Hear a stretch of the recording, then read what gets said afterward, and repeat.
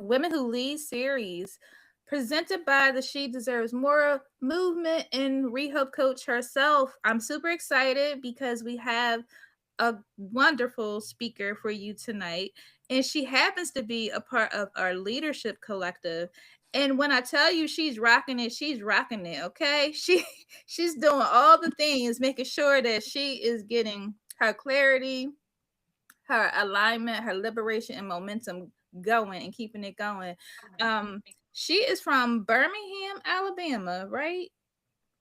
Bingham, Birmingham. yes, ma'am. Okay, Birmingham, Alabama, and I'm going to turn it over to her, but I just want you to let you all know that you are here tonight for the Women Who Lead series that is taking place from now until the end of May. We still desire to get more women speakers to help our community grow and to share what it is that you're doing in the world because every woman deserves more. Rozlan Luck is a leadership strategist and the founder of Power of You Academy. And I'm going to go ahead and turn it over to Miss Rosalind. Well, hello and good evening to all women who lead. As she stated, I am Rozlan Luck. I'm the founder of the ROL Institute, and I did found the Power of You Academy.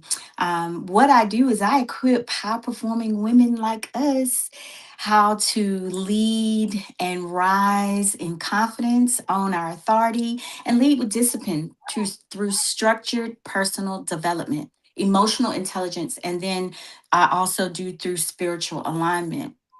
So, to this evening, I don't want us to get stuck because I'm not here to be a motivational speaker, right? So, the chat's going, and if you have questions, drop them there because we're in this thing together. And I want you to know that I'm here tonight or this evening to challenge us, right? I want to challenge us in how we're thinking, how we're leading, and how we're showing up. Not for our right now, but how are we showing up for our next level? Many of you may already be six-figure earners, but what's keeping you from hitting that seven-figure mark, right? So that's what I dig into. Because in rooms like this, the issue is rarely strategy. Most often what happens is that internal thing that we keep close to the cuff that no one is addressing externally is the thing that kind of stalls us, if you would. So we're going to have a real conversation about those invisible barriers that can exist even in successful women like us, right? It's how do we shift them, right? How do we move them so that we move into our next with clarity, with confidence, and the biggest one for me is with authority, right? In that power seat. So let's get into it. I want to say something that probably most high performing women don't hear often. You are not stuck because you lack strategy. You're not behind because you don't know enough, or you don't have enough, or you don't have the access. We're stalled.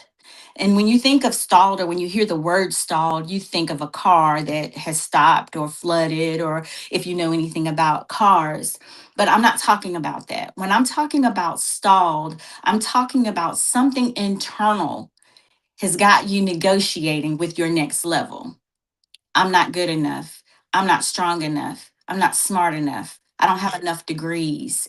And the truth is, you can build a successful business. You can be visible. You can be leading. You can be operating and doing all of the things and still be internally wounded in your identity. So that's one part of the talk that nobody brings up, right? What are your wounds? You know, nobody says that. They ask you what issues are you running into in your business, but nobody says, what are you dealing with? What is that deep-seated thing that's keeping you stuck or keeping you from enter into rooms that you truly want to be in, right? From the outside, everything can look aligned. We're producing, we're showing up, we're building, we're leading. Um, but we haven't crossed a plateau, right? We've hit a wall and we're okay because we're comfortable. But internally, there's a hesitation to go further. There's a hesitation to step across boundaries. There's a hesitation to knock on the door of a room where women who lead sit. There's a hesitation to sign up and do a talk, right? There's a hesitation because there's something inside that's giving us that second guessing nature, right? There's an overthinking of moments where we need to make a decision quickly and we stall or we just let it go. There are opportunities that we delay ourselves from because we don't feel like we deserve. So that's what I want to get us in the mindset of thinking through. So if you're successful, if you're doing the things, what is your next level? And are you operating to that? Or are you just comfortably plugging along with those six figures and okay with it? Or five figures, because not all of us have reached the six-figure mark yet. So, rooms that we step across the threshold in, we should not shrink in those rooms. I don't care if one of the presidents are there or the the CEO of whatever the largest company is. I don't care who's in the room. There should never be a time where we walk across the threshold and shrink because of the levels that are already there. Because I will guarantee you, some of those same people are dealing with their own demons inside and keeping them from reaching that next level as well. Right. So it is not, we don't have possibly a business problem. Now, I'm not going to say that we have it all together. That's not what I'm saying. But we know how to kind of reach out and touch a sister or another brother to find out what the business issues are. We can work those things out. If we don't know how to market, we know how to pull those things in. But when it comes to our identity conflicts, that's something that's we deem as personal. That's something that I handle on my own, right? So, what most women don't realize, what most of us on this call may not realize, is that your next level doesn't require more effort. It does not require you to do more, to stay up later. It doesn't require you to, we already grind hard, so it doesn't require you to kick your grind in overdrive. It requires a different version of you. We've been conditioned to believe that growth comes with doing more. Growth comes with learning more. Growth comes with piling that plate up so big that we don't have room to breathe. We have conditioned ourselves to believe that that is how you be successful. But many of you already have the strategy. You already know what to do. It's just something that's keeping you back. You're trying to perfect a thing before you step across that threshold and be bigger. That's what we're going to go for, bigger, right? So you want to always ensure that you are moving in the frame mind of your next. Don't get comfortable. Don't settle. Don't stay in the same place because you feel like you have enough. Oh, I have plenty. Blessed hands bless other hands. So the more you have, the more you can give, right? So you already have the knowledge, you already have the strategy, you're more than capable. What you don't fully have is trust. You don't fully have the trust in who you are to move you to that next level. Now, that's what I do. I talk women through what that looks like. I'm already successful. I already have it all. But how many opportunities have you let slide because you didn't think that you deserved to be? I'll tell you, I'll share a story, a personal story. I'll be a little bit transparent with you this evening.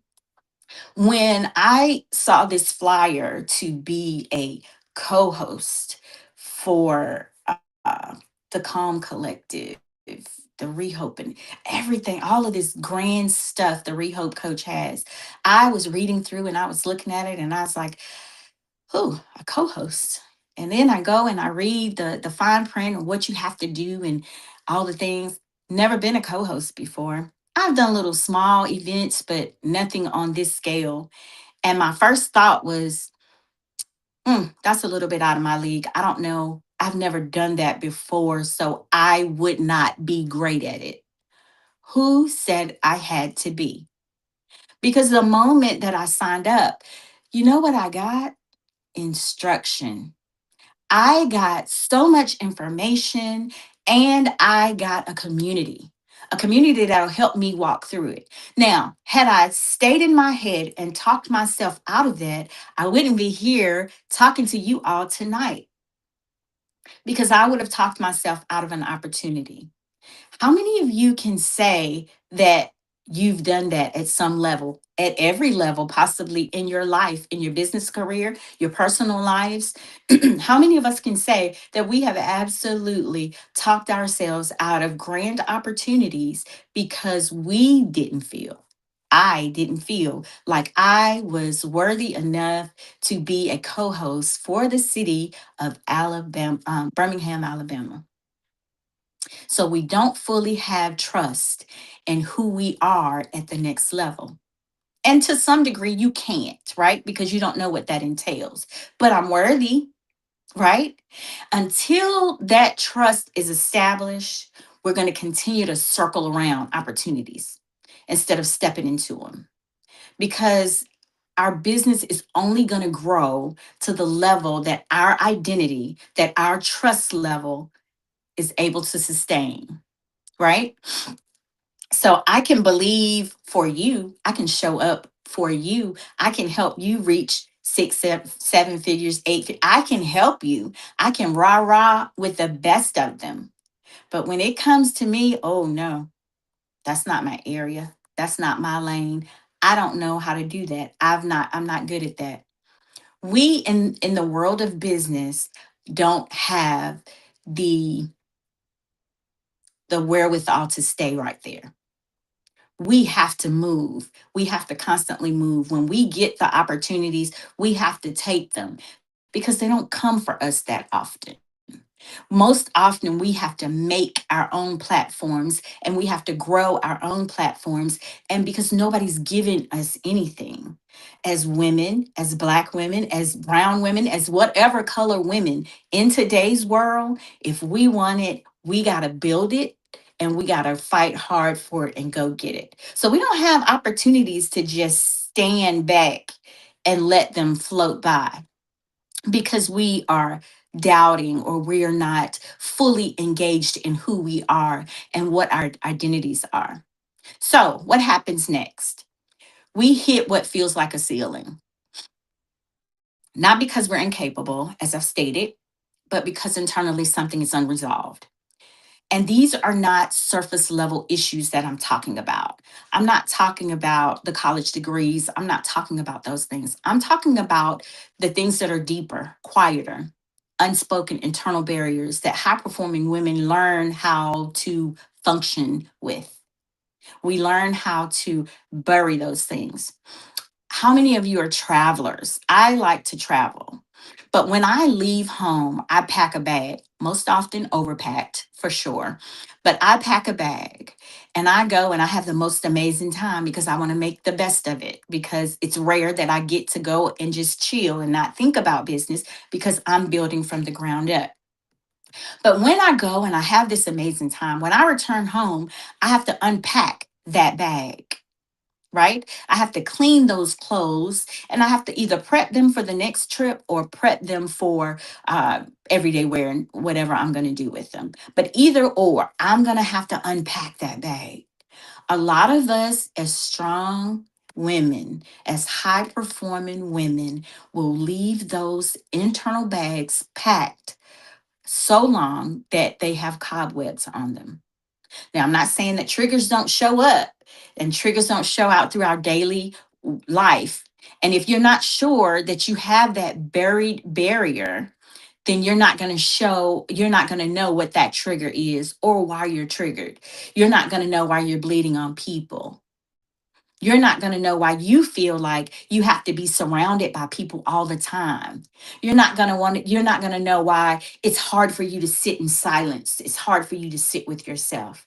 You're not going to want to know, or you're not going to know why you can't have a conversation when someone is disagreeing with you without raising it an octave. You're not going to know because we haven't taken the time to sit with self and confront those things that we've left packed in that bag. So I'm going to challenge us tonight to unpack our suitcases, right? So the first barrier that I truly want to dig into, and it's one that's mostly prevalent that most high-powered women will say they don't struggle with, and that's imposter syndrome. It's not the watered down version that people talk about. That's why most of us would say I don't have that problem, because I'm not talking about wishing I were her. I'm talking about the kind that's rooted in unhealed shame, unhealed neglect, the kind that makes you feel like you don't fully belong in certain rooms, even when you've earned that seat, even when you have the degree, even when you have the letters behind your name or in front of your name. Sometimes you get in certain places and you feel like I don't quite fit in here. I don't belong. I'm talking about the kind of imposter syndrome that causes us to over prepare, almost like I did for this talk, right? Done it a thousand times, but I found myself going over it and going over it and going over the top because I want to make sure that I'm giving you the very best of me, because I know I'm in a room full of high impact women. Feeling the need to over explain why I did a certain thing that I did, or how I did it, why I did it the way that I did it. And the big one is over proving, feeling like I have to prove that I am good enough. And we don't do these things because we're not qualified, but because a past version somewhere buried deep is still speaking to us. And I'm not even going to say it's the little girl in us. I'm going to say it's the woman from last week, last month, last year. And she's still speaking. And until that version is addressed, we're going to keep on trying to outperform a voice that no longer has authority in our life. We're trying to outperform a voice that no one hears but us. We are trying to outperform a place that we no longer reside, but it still has influence in our lives. We're trying to outperform ghosts, if you will. And we have to dig deep at the root, pull that thing up, and kick it back to the pits from whence it came. Okay? That's our first barrier. The second barrier I want to talk about is fear. Fear of visibility, fear of taking a chance, fear of risking a no, right? Which is a complete sentence, by the way. Fear of being seen. We talk about visibility, but the fear of sometimes being visible in certain rooms and certain thresholds get some of us out of socket, out of pocket, out of sorts. Let's be clear. I'm not talking about fear of success, because many of us are already successful. Even if you're just beginning your job, or you're just beginning your business, or you're just be getting elevated or promoted, you're already successful because you've achieved something. So I'm not talking about the fear of success. It's the fear of what comes from fully being seen, right? They're gonna know. How many of you seen that commercial on they're gonna know? Nobody's gonna know. Oh, they're gonna know. That's how some of us feel. They're gonna know that I don't have a degree. They're gonna know that I don't, I'm not a doctor. I haven't gotten a PhD or a doctorate, or they're gonna know. Especially if we are surrounded by those things, if we're surrounded by those people. because visibility brings exposure, and exposure can trigger memories of rejection, criticism, judgment, things that we hold, like I said, close to the cuff. So, what happens next is we show up, we come in the room, but not fully. We may come in a room and we'll sit at a table with someone we're familiar with.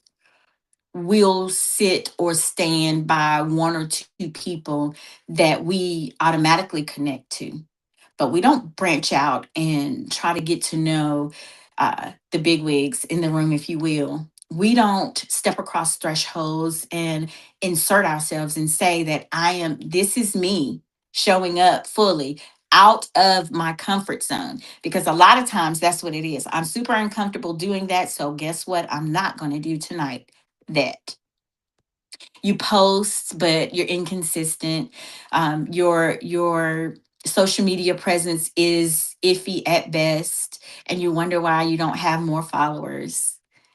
You speak, but you hold back. You don't quite go above and beyond in that arena because you will be vulnerable because you're showing yourself. What if they don't like me? What if they're not listening? Right now, I'm thinking, what if nobody is responding to what I'm saying? And that's okay because I'm aware of it. And so I suppress that until I get off this phone and then, or this call, and then I will say, why did you do that? And I'll walk myself through the steps that I use to stay out of my own head. It's subtle. It's not something that will jump out at you so you know that, oh my goodness, I'm doing it. It's subtle, so it's going to creep up on you, and then you're going to realize that it's happening. But the thing you do next is that you go against that urge to shrink back. You got to continue to push yourself forward. It's not enough to just show up. We have to show up in a room and expand in such a way that we don't have to be loud, but they know that we're there.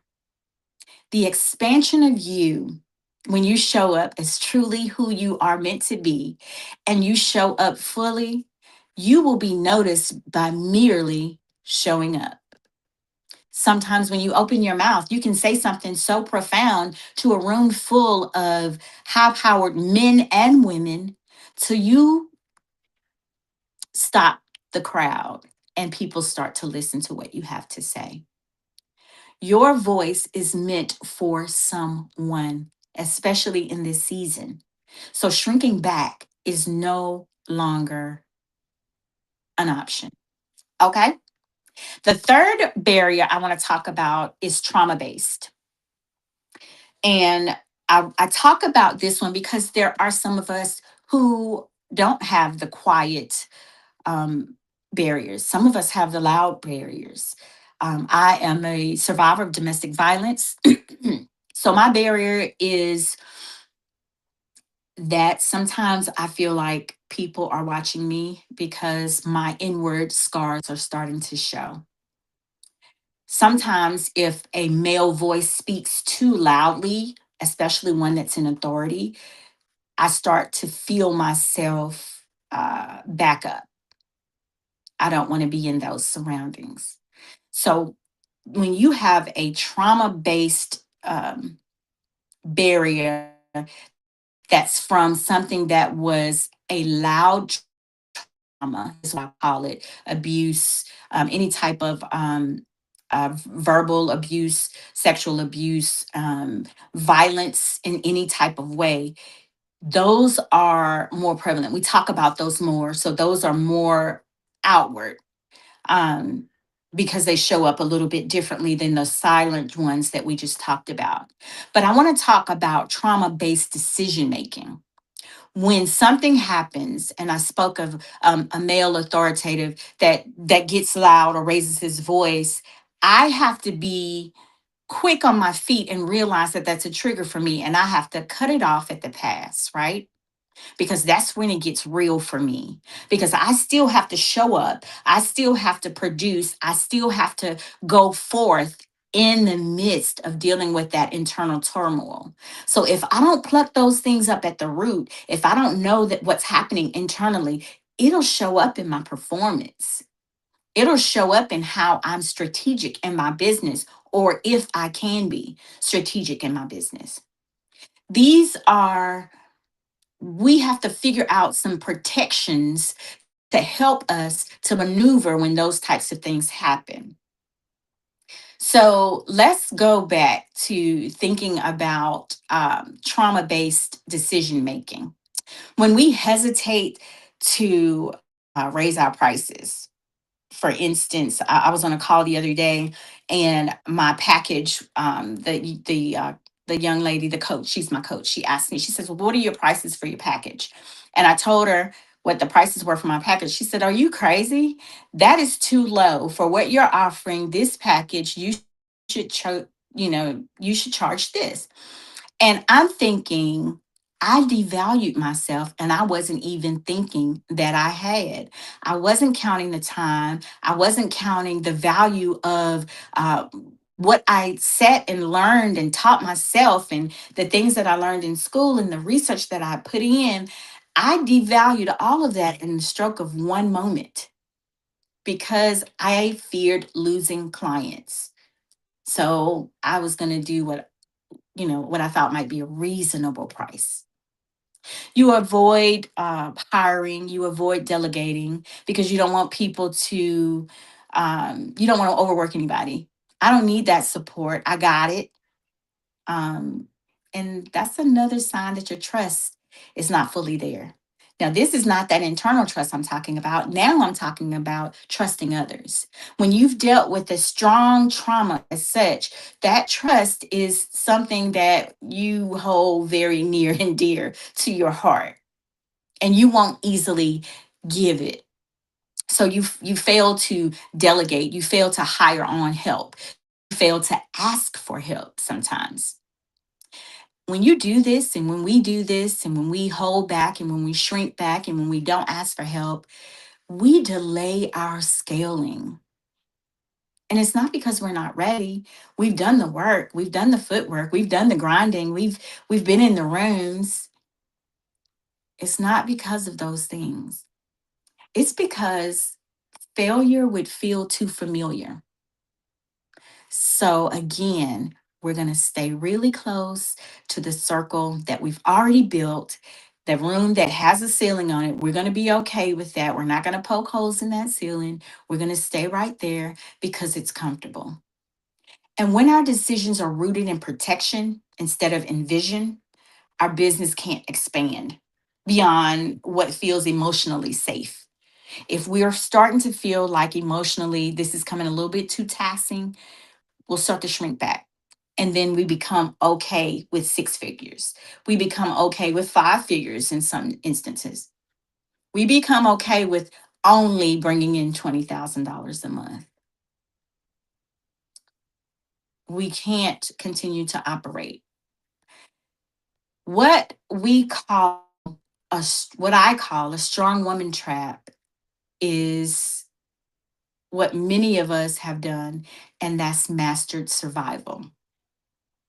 We've learned how to carry, we've learned how to manage, and we learned how to push through, how to handle everything on our own. We run a household, we run a business. If we have children, we run our children, and some of us grandchildren. And that strength has served us. It's got us to where we are today. But what got you here won't take you there. And there is where we want to go. Even when we get there, we're looking at our next there. The next level of leadership requires support, delegation, and trust. We got to have all three of those things: support, delegation, and trust.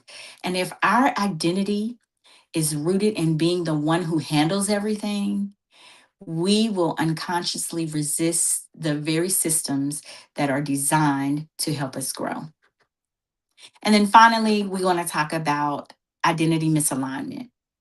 This is where we our current identity and our next level identity are in conflict.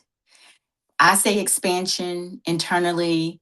I'm still anchored to what I've got or where I am because it's working. Nothing's wrong, nothing's broken. That's identity misalignment. And when the two don't come together, when the two don't agree, they can't walk together. So the hesitation, the second guessing, the pullback, all of it becomes very real. So the question becomes, how do we shift? How do we move from internal conflict to internal alignment? And this is where I come in.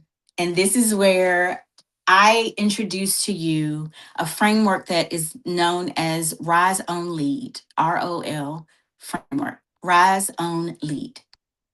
Because your next level is not waiting for the new strategy, it's waiting for the new standard of self leadership in you. First, you have to rise.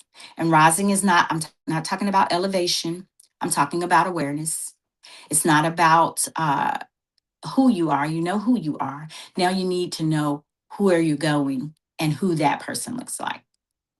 You cannot change what you refuse to confront. So the more we stay rooted in what we have, where we are, what we're already doing, the less we'll rise.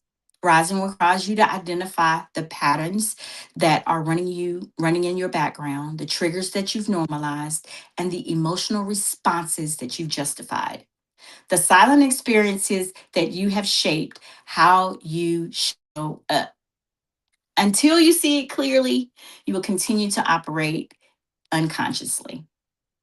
Then you have to own it. You have to take ownership of where you are, where those gaps are, where am I missing it at internally. Take that ownership and then move forward. It's not about blame. Blame and ownership are two different things. I'm not talking about blame. I'm talking about taking ownership of where we lack, take that responsibility, and then move forward. And then we lead.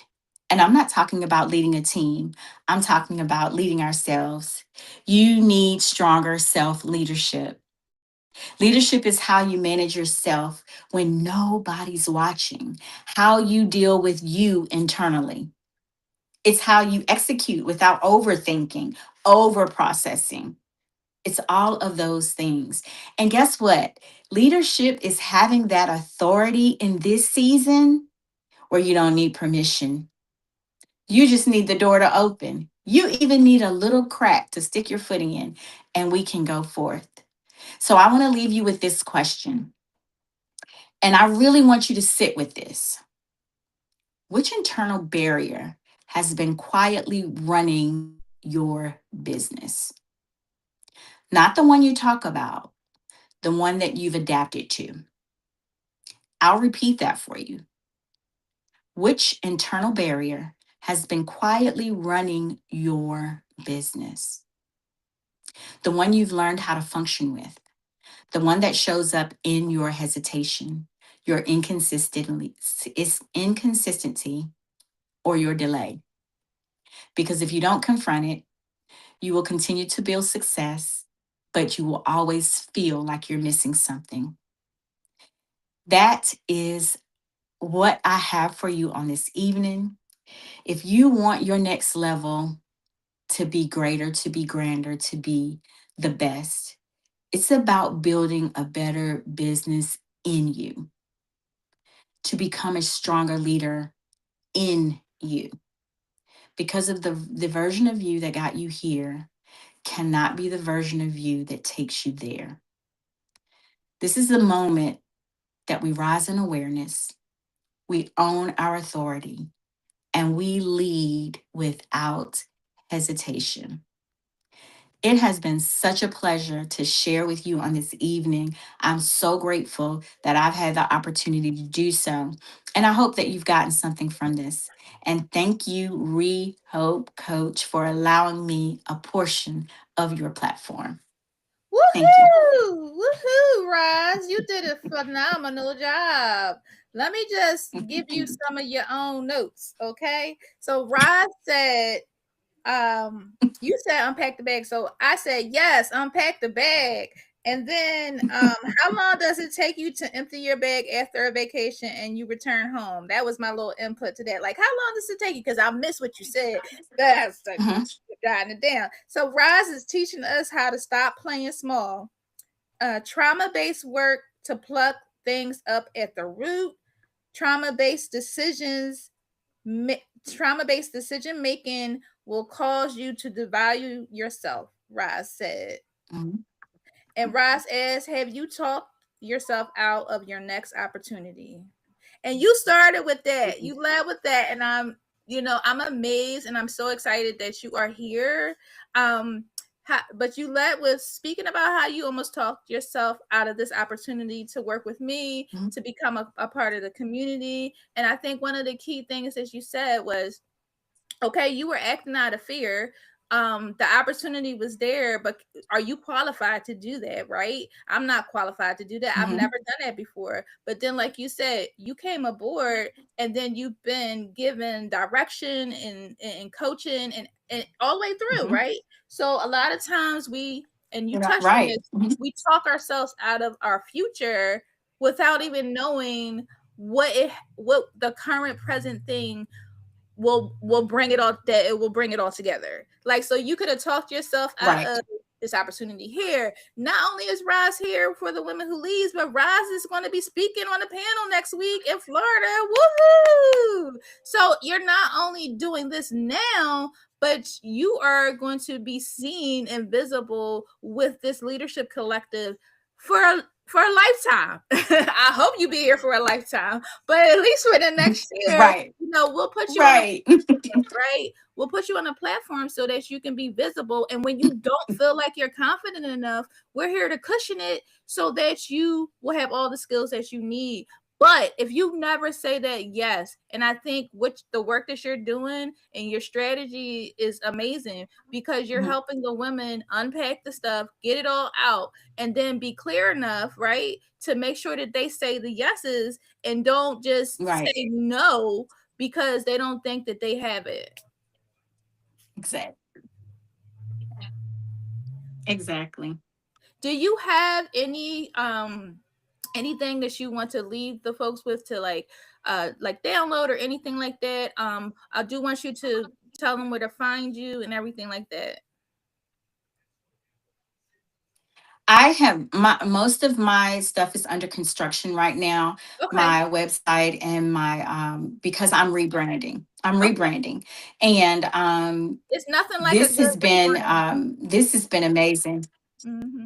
Yes, it's I'm rebranding, and I'm so super excited about it. But what I didn't want to do is say no to opportunities while I'm, like I just talked about, trying to perfect things. Right. So soon coming, and I will send. I do have some freebies, but they're getting polished.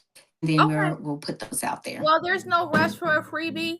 You could always do a complimentary chat or a 10-minute call. The ladies would love that Mhm. if you had the opportunity to put that in your calendar because I know Absolutely. how the calendar gets. But tell them where they can find you Hmm. on your socials and things of that sort. Well, I do have a website. It's under construction right now, but it's www.rozlanluck.com. I'm on Instagram at Coach Roz Luck, at Coach Roz Luck, ROZ Luck. And Facebook is roslyn.luck.one. Okay. And you know what? I was checking you out. I'll be checking y'all out. That's what a coach does. So I was checking you out, and I was like, "Oh, look at the name of Right. her program.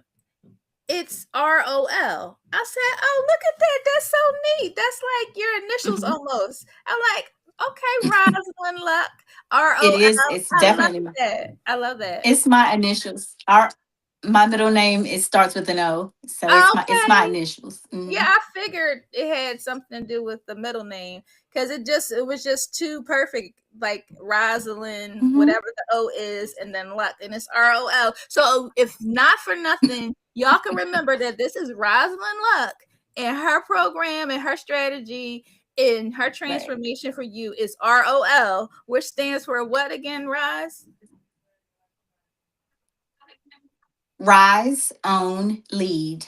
Rise on lead. So yes, we just heard from a woman who is definitely leading, and she is a part of our leadership community and our collective. So you will see so much more of her, and we are going to push her to be in front of the rooms that she never thought she would be in front of. So I'm super excited for your future, and thank you so much for joining us on tonight, Rise.